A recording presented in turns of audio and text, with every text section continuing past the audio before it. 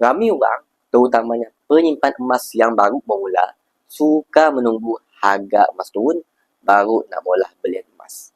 Januari 2025, harga emas per gram RM409 dan dalam masa 8 bulan, harga emas itu naik setinggi RM534.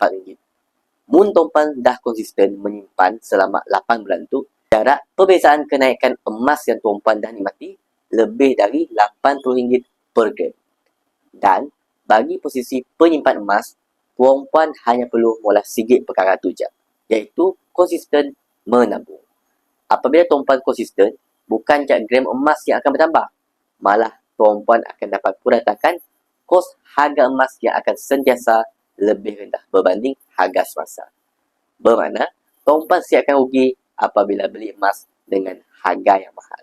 Sebab, harga emas tu memang ada naik dan turunnya dalam jangka masa pendek. Tetapi untuk jangka masa panjang, sejarah harga emas 20 tahun telah menunjukkan harga emas tu naik secara kuartal 10% setahun. Mun tuan simpan emas selama 2 tahun, naik 20%. Mun tuan simpan emas 10 tahun, naik 100%.